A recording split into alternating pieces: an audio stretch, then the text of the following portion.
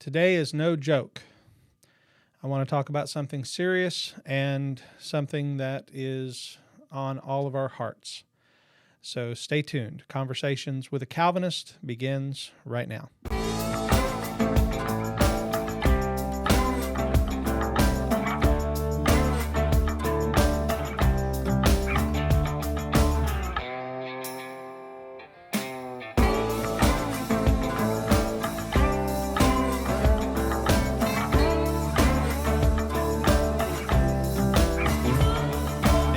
Welcome back to Conversations with a Calvinist. My name is Keith Foskey, and I am a Calvinist.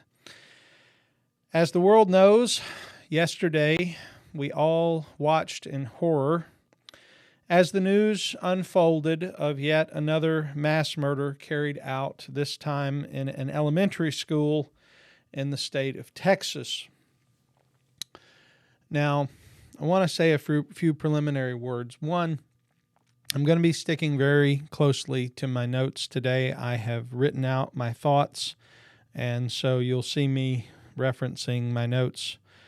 And I want to also mention that a friend of mine commented that with an event like this, there should be at least a 24-hour moment of silence before the internet comments begin.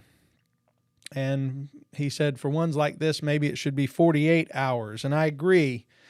Speaking publicly about this particular incident quickly and impetuously is very unadvised, and that is not what I am trying to do. In fact, I want to try to speak with some sobriety today, but I do want to mention it has just because people should be quiet doesn't mean that they have. There have been all kinds of things already said all over the internet, and much of it has not been useful. And for what it's worth, I want to say this. My point really is not to discuss the tragedy that happened yesterday, even though that is certainly going to come up.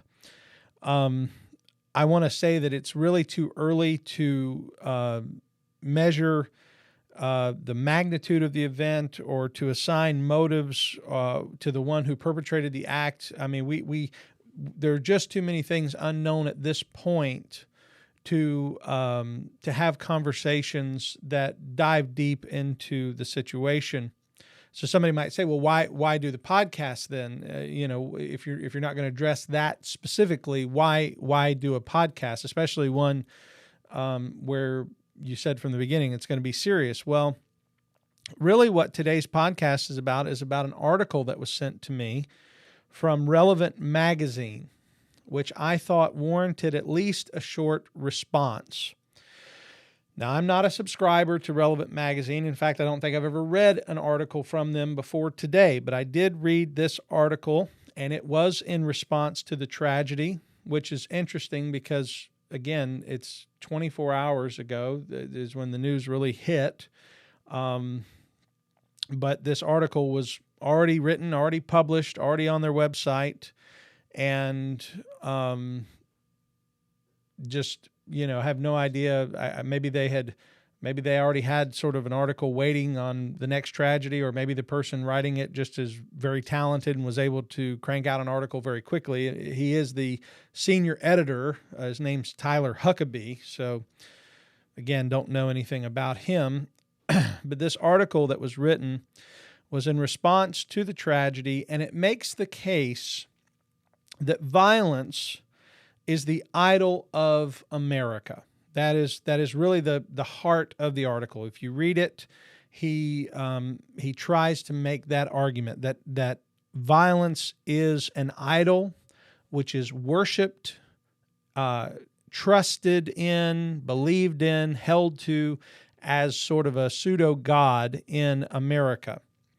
And again, it was written by Tyler Huckabee. He is Relevant senior editor. And he compares America's obsession with violence to Israel forming the golden calf when Moses was on Mount Sinai. And he says, I'm going to quote a few things from the article. He says, first, Quote, warfare is so baked into our culture, we cannot imagine a solution that does not invoke it. This is why at this point we must ask, has violence become an idol? End quote. Well, that is the question, and it really is the assumption that he's making in the article. By asking the question, he goes on to assume that he has nailed it, that he is correct. And he goes on to say this, quote, if violence is an idol, then it demands sacrifice, and it is one we Americans have paid with the blood of our most vulnerable, and will pay it again and again, because the thirst of our false god can never be sated. End quote.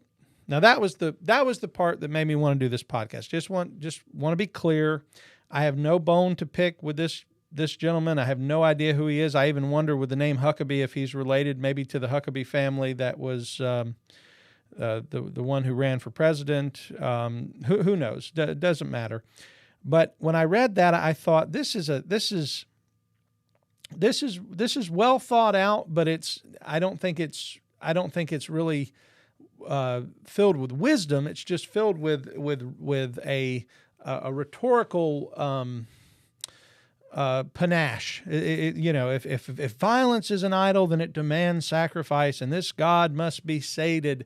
Those are words of a very talented writer, but as I was reading it, I was just, these are words that are intended to evoke an emotional response, intended to make people try to think of violence as the thing that is really the issue here, that violence is the issue. And moreover, what you learn by going further into the article is that the solution is that we need to manage firearms better. And that really is the point of the article, is that what the problem is violence, but it's the guns that are causing the violence. And therefore, if we just did away with the guns, then we would be okay. And that's, again, I'm overstating a bit, maybe straw manning a bit,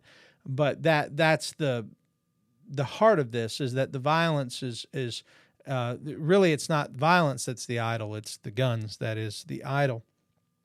And those who are familiar with me, many of you know that I have taught on the subject of personal protection in light of Scripture, and specifically in regard to the fact that I actually do teach personal protection classes.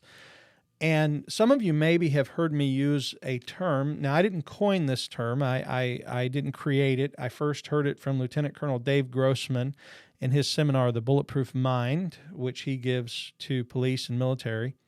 And I happened to have an opportunity to sit in on that seminar. And he used a term, benevolent violence. And I remember hearing it, and I said, wow, that is something to consider, because that term, benevolent violence, is based on the idea that not all violence is wicked, but rather there's a form of violence which is virtuous, not the lesser of two evils, but actually could be a moral good if it is used to save life, that there can be a moral good form of violence. And I imagine that thought would probably be right in the bullseye of Mr. Huckabee, who wrote the article, because he's assuming that people who think this way are infatuated with violence. They've sought it to be their safety and security, and are willing to offer sacrifices to it. Now, that's his words, not mine. We have a God of violence, and we're offering sacrifices to it. Yet the idea that violence can be a benevolent act, that it can actually be used to save, that concept did not originate in America. It did not originate recently. That concept that there can be benevolent violence is actually something with a tremendous pedigree in Christian thinking. It was Augustine who gave us the very foundation which we build upon to arrive at the concept known as just war theory. And just war theory is the idea that there are times where violence can be a moral good, if it is used in a just way for the purpose of saving life. And Augustine was not an American. That needs to be understood. Augustine lived in the 4th and 5th century. He's not American. So the idea that that this is just an American concept that I think is wrong. And so Augustine posed the following ethical scenario. He said, imagine you were to come upon someone who was being beaten and they were about to be killed. And the question Augustine posed is, would you be morally obligated to stand idly by and not intervene based on a commitment to nonviolence? And how can one do so and justifiably state that he is loving his neighbor who is in distress? If you see someone who is being beaten, I've always had this picture in my mind when I think about Augustine's maxim. I think about someone literally being held against a tree. Someone is smashing their head into the tree, and I have the capacity to walk over and stop them. And the only way to do it would be through a violent act. You know, I would have to grab them. I would have to hold them. I would have to suppress their freedom for a moment so that they would stop. And that's the picture in my mind of what would have to happen. And yet it would be a loving act, because by engaging in that, I'm stopping the person who's harming the other person. I'm not doing it out of hatred for the one. I'm doing it out of love for the other. This is so vital that we understand this. This idea of benevolent violence, that we're doing it out of love for the one who is being hurt, who is being injured. We're protecting life by possibly having to do violence to this person. We do that a lot. You know, we protect life in violent ways other times. I mean, I've used this example. Maybe some might think it's a silly example, but I think it's very, very wise, is the example of CPR. CPR is a very violent act. It cracks ribs. It can break the sternum if it's done too hard or incorrectly. But it's necessary because it saves a life. So, you know, if my child is running out into the street and I grab them and I yank them back, I may accidentally sprain their wrist by pulling them back quickly. And that's a violent act, but it's saving them from being run over.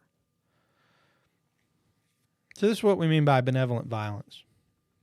And when someone says violence is a idol, I say maybe for some. I think that I wouldn't say that violence is not an idol for some, but I would say that there is a sense in which some of us understand the value of actually understanding how to use violence for good, and that there is a sense in which violence can be used benevolently to protect others. I mean, this is what we teach our police and military. This is what we are supposed to be doing, you know, and so that people can protect from the evil and dangerous people.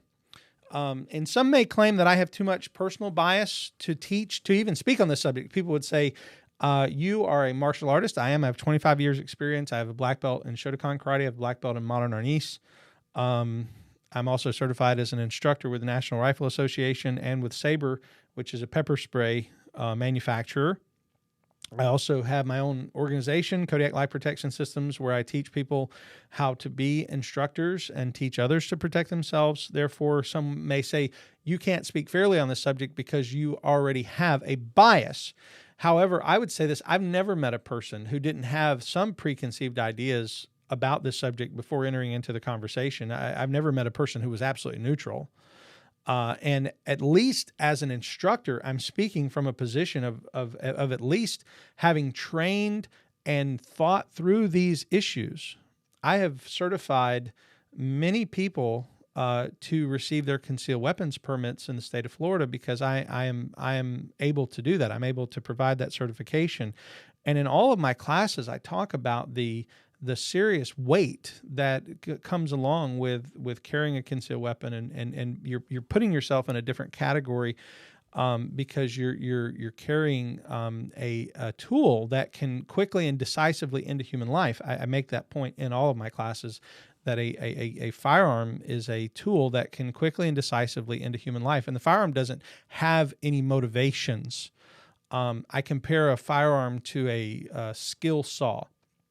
And the reason why I do that is because when I was a kid, I had a friend who cut his toes off, or a portion of his toes off, with a skill saw. He was cutting a piece of wood. What he was cutting fell, and the saw fell and hit his foot, cut into his foot. And I always thought, man, skill saws are so dangerous. And I wouldn't use one for years. Finally, I decided I wanted to get into woodworking. And so I had to learn how to use a skill saw and a table saw and a bandsaw and all those different things, a miter saw. And I started to learn that it isn't the saw that's really the danger, it's me, because I have to always be responsible for the tool that I'm using and understand how it works and the dangers of how it works. And to alleviate any accidents, I have to understand that tool is going to cut what's ever in front of it, whether it's a board or my thumb. It's going to cut whatever's there. Same way with a gun, it's going to shoot whatever's in front of it. It doesn't act on its own. If you load a rifle and you set it down on a shelf and you leave it and no one ever touches it, it's never acted on by any outside stimuli. It's never going to do anything on its own. It doesn't have a will. It doesn't have a motive. It's a tool, and this is where we have to step back and we have to say, okay, Mr. Huckabee is arguing that it's the idol of violence, but the tool, the way to solve it is dealing with the tool that is the firearm. And again, I would take much issue with what he had to say. Now, I don't want to say everything he said was wrong. I do want to say that there are things in Mr. Huckabee's article that are true to a point. I do believe that there are those who are fascinated with violence. I think our television movies and things do prove that, violence for violence sake.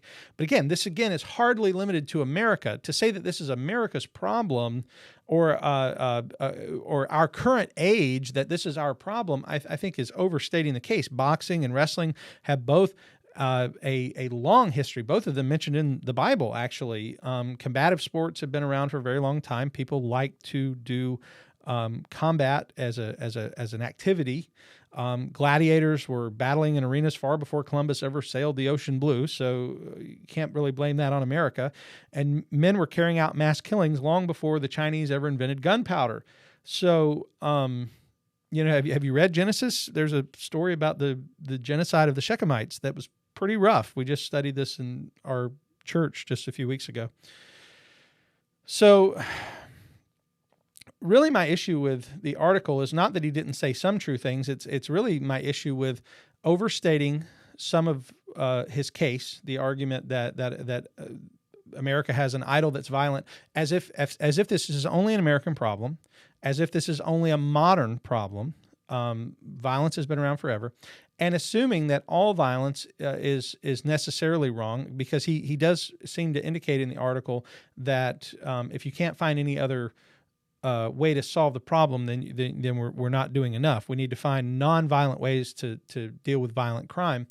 And the issue with that is sometimes violence is what is necessary to end a violent encounter, as has been often said by many firearms instructors. Many times the only way to stop a bad guy with a gun is a good guy with a gun. And I didn't invent that phrase, but that is a phrase I believe in, because at a certain point, there are some people that are not going to be stopped unless they are stopped with violence. They are intending to do evil, and the only way that they're going to stop doing evil is if they are acted upon in a way that forces them to stop, and that is using benevolent violence. Now, I want to read his conclusion. This is a conclusion to the article. He says, quote, "I'm not a rube.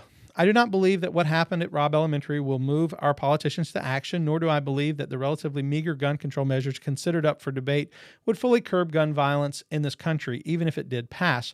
But the fact that there is no collective will to take even the smallest practical step suggests the rot goes deep indeed. We offer up our prayers, but for what? What are we praying for specifically? We dare not take action against our idols. They have fearsome power over us, and until that power is ground into powder and spread into the water, they will continue to exact their terrible demands. Again, he's a good writer. He's writing with colorful language and good use of words here. But what is he saying? He's saying that his argument in the article was violence was the problem, but really it's the guns that are the problem, and so he's sort of done a bait and switch. He has sort of said, I'm going to prove, or at least seek to prove, this was his argument, I'm going to seek to prove that violence is the idol, but really it's the guns. If we just did something about the guns, then that idol of violence would go away. But you see, that's a non sequitur. One does not lead to the other, Mr. Huckabee. Doing away with guns is not going to do away with the violent heart of men. And that's the problem. Your article offers no solutions. It only offers vague finger pointing at a problem which you identify as an idol of violence and that needs to be ground into powder. But what does that look like? You don't tell us. You don't give us any ideas. You mentioned common sense, gun control, but since when do any one of our leaders function with any modicum of common sense? Have you seen our leaders? They don't make a lot of sense most of the time. And he says that he wants a reasonable debate, but he dismisses out of hand the reality that there are legitimate desires on the part of many people in leadership to take guns away. He calls that a straw man. He says anybody who says they're trying to take guns away is a straw man. But how are we to have a debate with you if you don't consider the possibility that there are, in fact, those who want to have a conversation about eliminating the ability for people to protect themselves with firearms? In fact, there's an article from The Atlantic by David Frame, September 1st, 2021. It's entitled "How to Persuade Americans to Give Up Their Guns." And he says this in the article. He says, the way to reduce gun violence is by convincing ordinary responsible handgun owners that their weapons make them, their families, and those around them less safe. That's not a politician. That's an article written in The Atlantic, but still, this is the idea that is on the minds of many people. So to say that that's a straw man, that there are people who just want everyone to give up their guns, and to live in this sort of utopian idea of never having to use violence to solve any problem, this is you've called it a straw man, but my friend, it's a reality. There are those that have demanded that.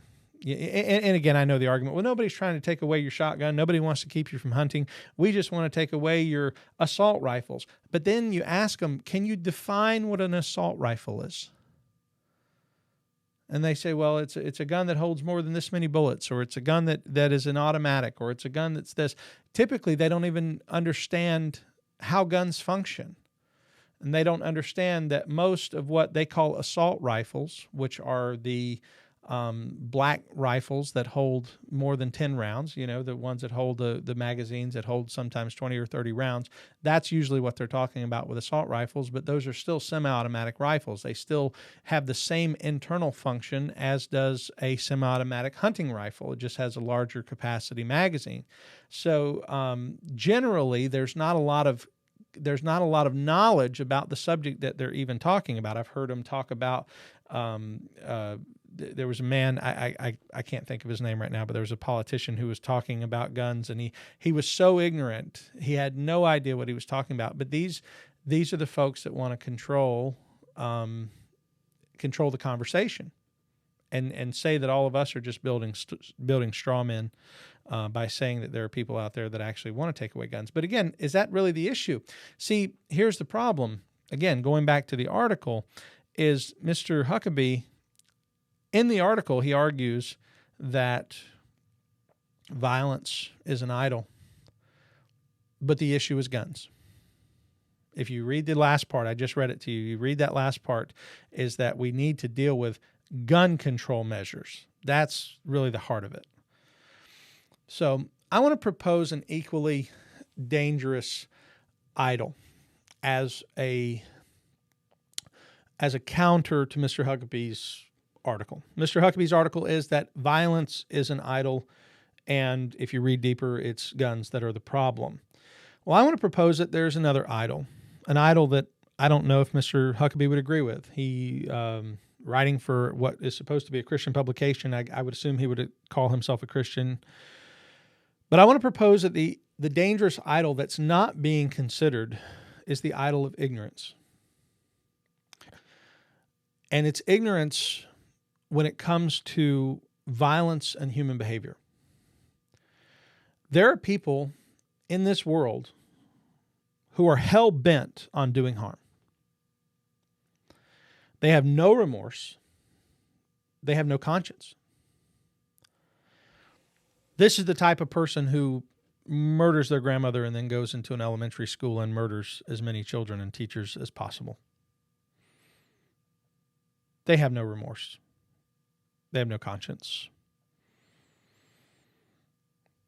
And what often is the case is instead of addressing evil as evil, we excuse evil as some form of mental deficiency, some form of mistreatment. This person behaved this way because of this or that. We refuse to recognize what the Bible tells us, and that is that men have wicked hearts, and when their hearts are allowed to express their wickedness, sometimes it is in grievous and terrible and explosive ways that we can't even imagine until it happens, and then we're reminded again that total depravity actually is true.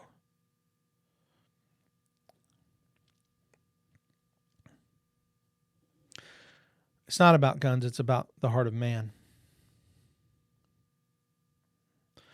On October 13th, 2021, in Norway, there was a man who killed 5 people, and he injured 4 more, and he did so using a bow and arrow. This was 2021, October 13, 2021. This is less than a year ago. He attacked, killed 5, injured 4 more with a bow and arrow. There's video pictures online that you can see. And according to ABC News, he's probably not even going to go to prison. I'll quote the ABC News article. It says, although he has confessed he may not end up in a Norwegian prison, prosecutors want him sentenced to compulsory mental health care, saying that he was in a strongly deviated state of mind during last year's attack, according to charging documents obtained by the Associated Press. He wasn't a wicked man. He was just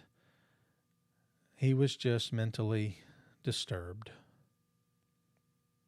I point this out not only to say here is a man who killed people without a gun. That's obvious. If the guns go away, they're just going to find another way to kill people. That is the fact. But also to address the response by lawmakers.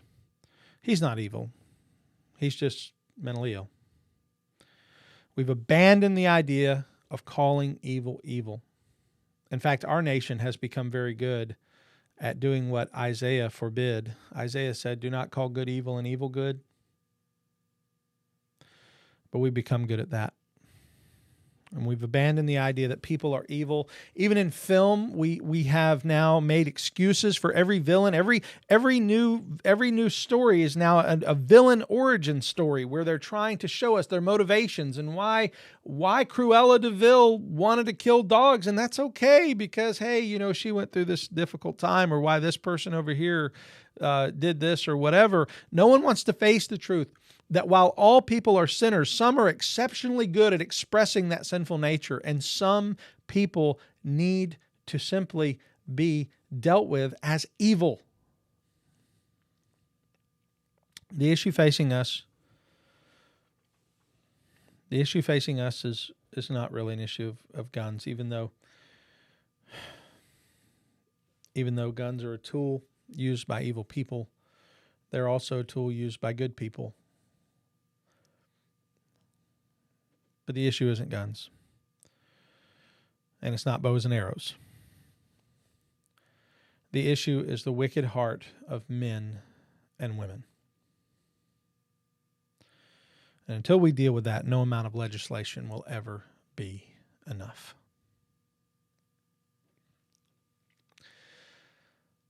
Thank you for listening today. I know this has been a serious episode. I hope something that I have said has been helpful. And I pray that God will bless you. Thank you for listening to Conversations with a Calvinist. My name is Keith Foskey, and I've been your Calvinist. May God bless you.